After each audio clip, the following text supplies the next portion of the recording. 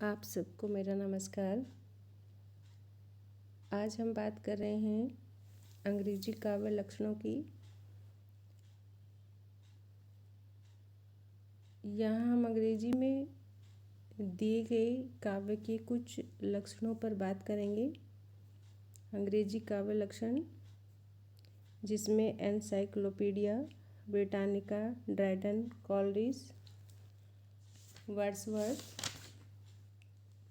शैली, Matthew Arnold, Johnson, chambers course आदि पर बात करेंगे। तो सबसे पहले बात करते हैं एनसाइक्लोपीडिया ब्रिटानिका की। एनसाइक्लोपीडिया ब्रिटानिका में लिखा है कि poetry art work of the poet, अर्थात poetry art work of the poet कवि का कार्य कला काव्य है। यह इसमें लिखा है, कहा गया है कि कवि का जो कार्य है वो कला है, वही काव्य है। लेकिन यह लक्षण जो है काव्य के क्षेत्र में अस्पष्ट है, इसे स्पष्ट नहीं समझा जा सकता। पहले कवि को समझा जाए तब उसके कार्य को काव्य कहा जाए। कवि के माध्यम से कविता की परिभाषा उचित और स्पष्ट नहीं है। उसके बाद करते हैं बात ड्रायडन की। तो प्रसिद्ध कवि ड्रायडन के अनुसार पोएट्री इज आर्टिकुलेट म्यूजिक, यानी कविता सुस्पष्ट संगीत है। यह परिभाषा भी सब लोगों के द्वारा मान्य नहीं है, यह सच नहीं है, क्योंकि अनेक गीत, उन्होंने कहा कि कविता सुस्पष्ट संगीत है। अनेक गीत जो गाए जाते हैं वे सभी काव्य की विशेषताएं नहीं रखते। संगीत कविता का एक पक्ष है, परंतु संगीत तत्व काव्य का अनिवार्य अंग तो बिल्कुल भी नहीं है। संगीत केवल सुनने की वस्तु है, पर कविता अध्ययन, पठन और मनन करने से भी आनंद प्रदान करती है। उसके बाद बात करते हैं कॉलरिज की। तो प्रसिद्ध कवि कॉलरिज के अनुसार poetry is the best words in their best order. सर्वोत्तम शब्द अपने सर्वोत्तम क्रम में कविता होती है। ये कहते हैं कॉलरिज कि poetry is the best words in their best order, यानी सर्वोत्तम शब्द अपने सर्वोत्तम क्रम में कविता होती है। अब यहाँ प्रश्न यह होता है कि सर्वोत्तम शब्द क्या है, कौन है, और उनका सर्वोत्तम क्रम क्या है।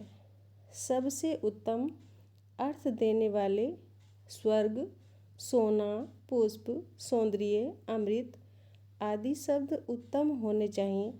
ऐसी दशा में जो है मृत्यु, कीचड़, नरक, ये जो शब्द हैं ये बुरे होंगे और काव्य के क्षेत्र से इनको निकाल दिया जाएगा। अब इनका कोई वर्णन ही नहीं करेगा, पर इन शब्दों और इनके पर्यायों का उत्तम काव्य में खूब प्रयोग किया जाता है, इसमें भी कोई संदेह नहीं है। इसलिए यह परिभाषा भी स्पष्ट नहीं होती,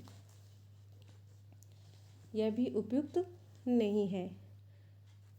अब बात करते हैं वर्ड्सवर्थ की। तो वर्ड्सवर्थ क्या कहते हैं, उनके विचार है कि कविता प्रबल अनुभूतियों का सहज उद्रेक है, जिसका स्रोत शांति के समय में स्मृत मनोवेगों से फूटता है।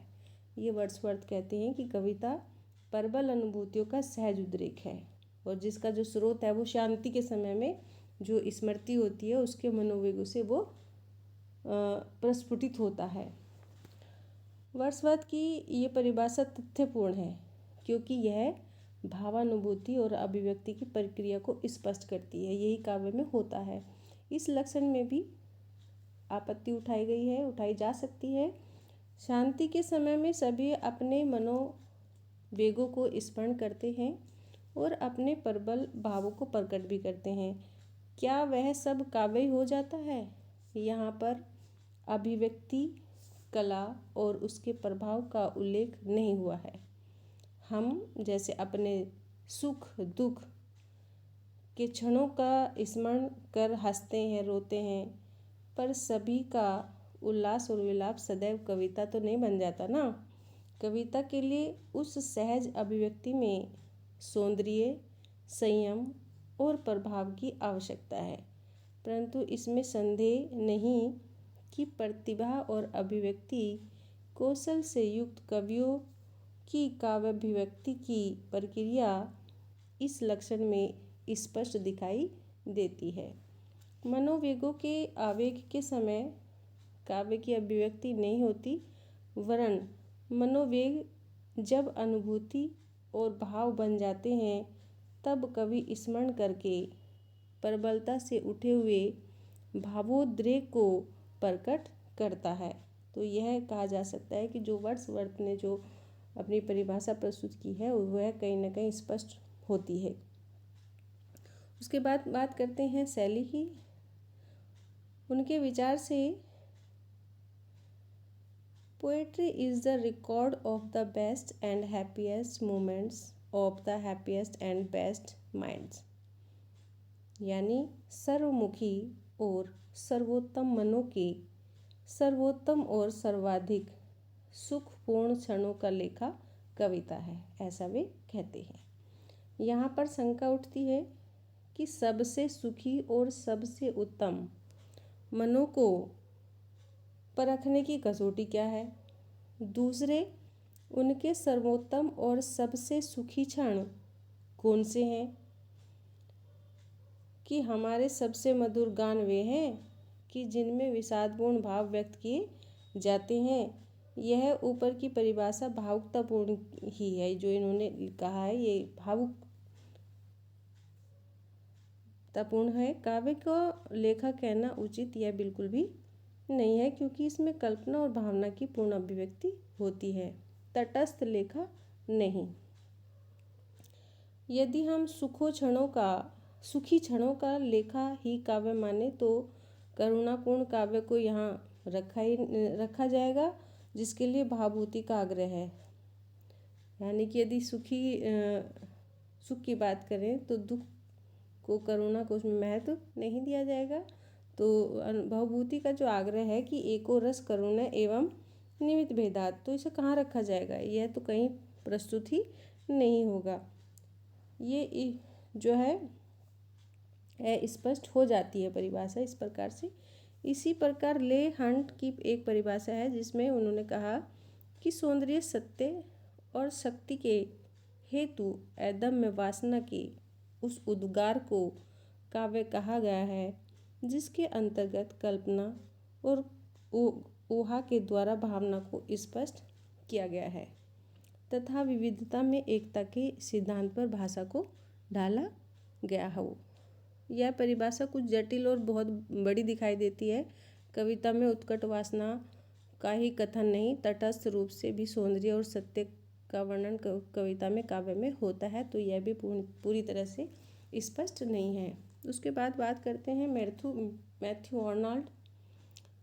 मैथ्यू आर्नल्ड लिखते हैं कि कविता अपने मूल रूप में जीवन की आलोचना है, यानी कि पूरी तरह से मूल रूप उन्होंने कहा कि जीवन की आलोचना करना ही कविता का कार्य है। Poetry is at bottom at criticism of life. इस लक्षण में उत्तम काव्य की विशेषता स्पष्ट होती है, परंतु यह कोई विशिष्ट लक्षण नहीं माना जा सकता। जीवन की समीक्षा साहित्य के और रूपों में भी की जा सकती है, केवल कविता में ही नहीं। अतः यह आर्नल्ड के निजी काव्यदर्श का संकेत करने वाली उक्ति है, कविता की यह परिभाषा नहीं है। 19वीं शताब्दी के प्रसिद्ध लेखक डॉक्टर जॉनसन वे लिखते हैं, वे कहते हैं कि कविता को उस कला के रूप में स्वीकार किया है जो कल्पना की सहायता से युक्ति के द्वारा सत्य को आनंद से समन्वित करती है। इस परिभाषा में डॉक्टर जॉनसन ने काव्य का प्रधान स्वरूप स्पष्ट किया है। सत्य के प्रकाशन में आनंद का समावेश रमणीयता और रोचकता के गुण का संकेत करता है, और कल्पना का तो इस प्रकार के कार्य में प्रमुख हाथ रहता ही है। युक्ति संगत होना सत्य के स्वरूप का आधार है। वास्तविकता का आभास और विश्वसनीयता कविता के प्रभावशाली होने के लिए अत्यंत आवश्यक है। ऐसी दशा में डॉक्टर जॉनसन की धारणा बहुत ही महत्वपूर्ण है, परंतु इसमें कविता के कलात्मक पक्ष को गौण रखा गया है। वास्तव में अधिकांश विचारकों के द्वारा जो परिभाषाएं दी गई हैं उनसे कविता को कला के रूप में ही देखा गया है। चैम्बर्स कोर्स में भी परिभाषा दी गई, उसमें कहा गया है, लिखा गया है कि कल्पना और अनुभूति से उत्पन्न विचारों को मधुर शब्दों में अभिव्यक्त करने की कला कविता है।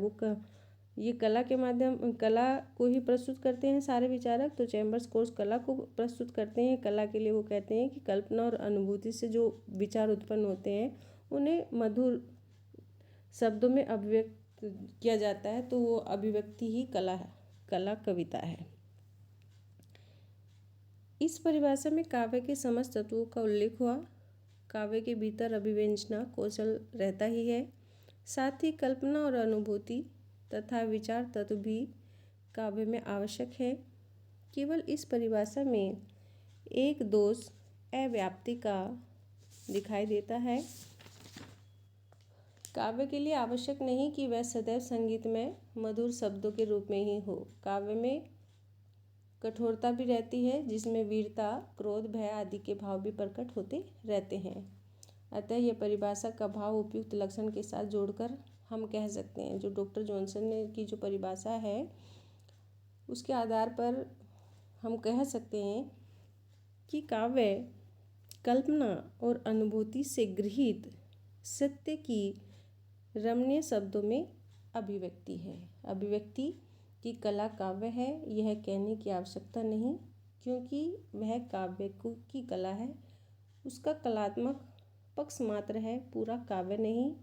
संपूर्ण अभिव्यक्ति ही काव्य है। Thank you.